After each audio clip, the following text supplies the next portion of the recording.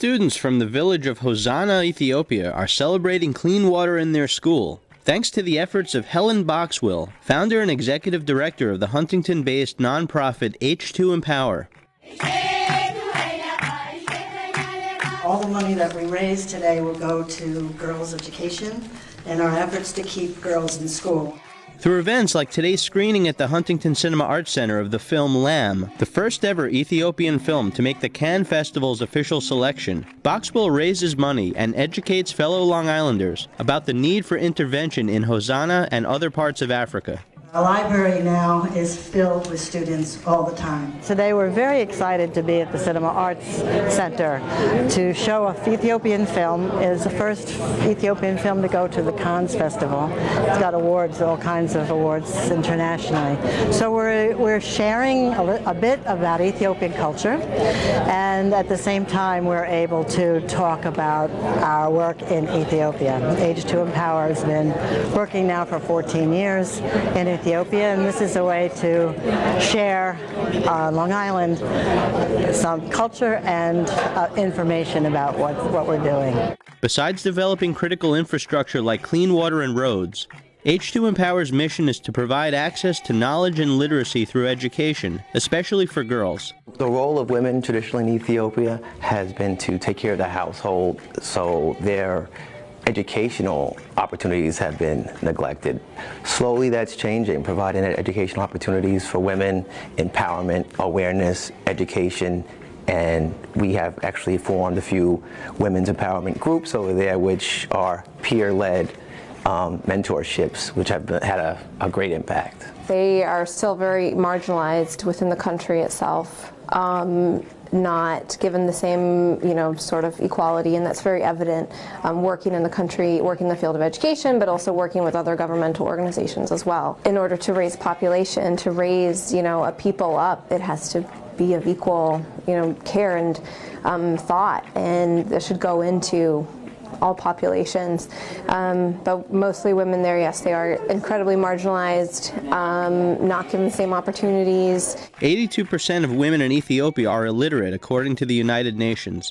Social norms and traditions about the role of women, as well as poverty, distance to schools, and the absence of targeted intervention to support girls' education are among the contributing factors. We're really working to try to keep girls in school. And in Ethiopia, many girls get married early.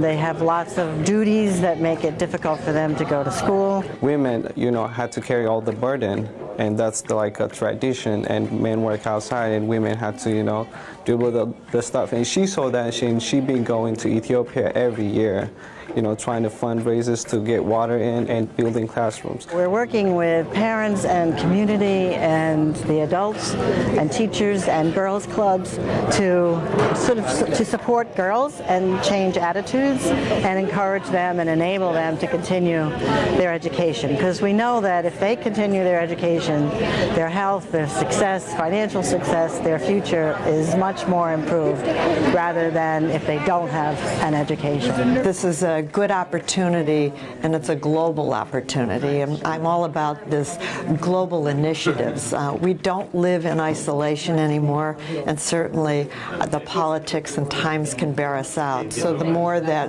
we can get involved with global efforts, and particularly with education, I think it's going to really help the world. We have to think globally and not so narrowly in just our national kind of initiatives. I'm here to support Helen because she is an amazing woman who has, gone beyond like the volunteer and taken on, these projects that will continue, and that is so admirable to me, and she is so dedicated, and I think she's just an amazing woman. I grew up in Ethiopia. I came 2 years ago to the States, and she was like a host for me for a while.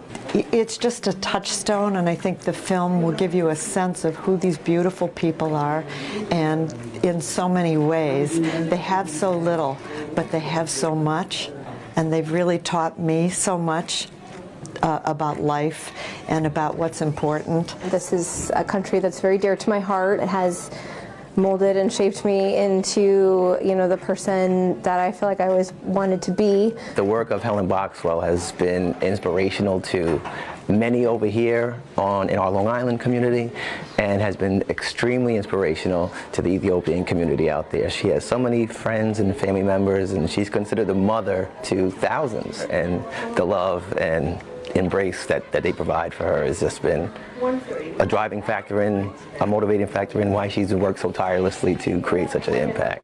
For Push Pause in Huntington, this is Greg Blank.